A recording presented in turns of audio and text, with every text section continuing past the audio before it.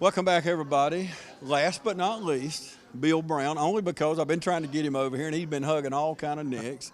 And I watched you when you went over and you shook hands with Jerome Pullen. Yes. And I just told James Lanier, same thing with Regina McCrae. It's good to have top-class candidates running for office, isn't it? Most certainly. Like I told Peyton just a minute ago, we both ran good campaigns. We were both out visiting folks. Certainly Jerome had his supporters. I had mine.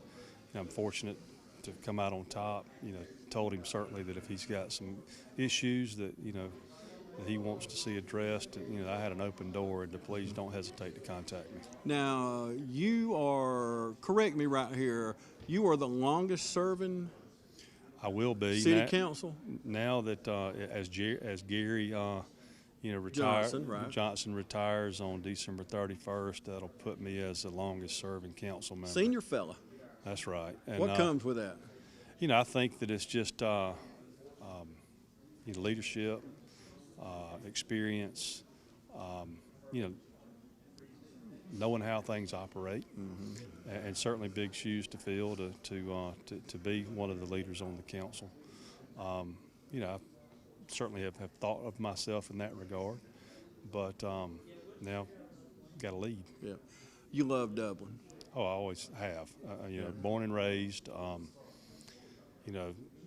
Dublin City School product. Was fortunate to be able to move back here in 2002, raise a family. And Dublin's been good to me, my family. My parents are still here. I have a sister that lives here. So I'm thrilled to be able to serve again. How do you do it? We go to most of the same things. And I know I go to a lot of things, and I always see you where I am. How do you balance that? It's my job, but you have a job, and then you do this job. How do you balance that? First and foremost, I'm blessed to have my better half, my wife, Darla. She enables me to be available and to attend a lot of these functions and even to coach my kids, teams, and to be involved from that perspective and mentor to other youth. And then, certainly I've had employers that have been understanding of my commitment to the city and Capital City Bank. They understand what that means to be involved in the community, and that's been beneficial as well. What do you see looking out 5-10 years from now? Where do you see Dublin going? It's kind of a loaded question, but I mean, Dublin has a bright future ahead of it. We've been progressive in passing several, even the E-Splost, this go around, the T-Splost.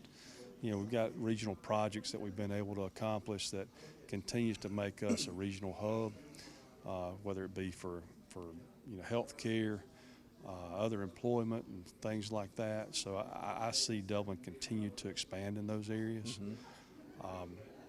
From a workforce development standpoint, that's something that we are focusing on now, and I think that our good years are ahead for us. Last question. I hear a lot of comments around town. This is probably one of the biggest comments I hear. Dublin is more than just downtown Dublin. We've invested a lot in downtown Dublin, and you got to admit watching us tonight, we've got the most beautiful downtown and I travel and go around all kind of places. We've got the most beautiful downtown anybody I know, and I know I'm biased, and I know you are without asking you that, but Dublin is more than downtown. What do you say to people that make that comment?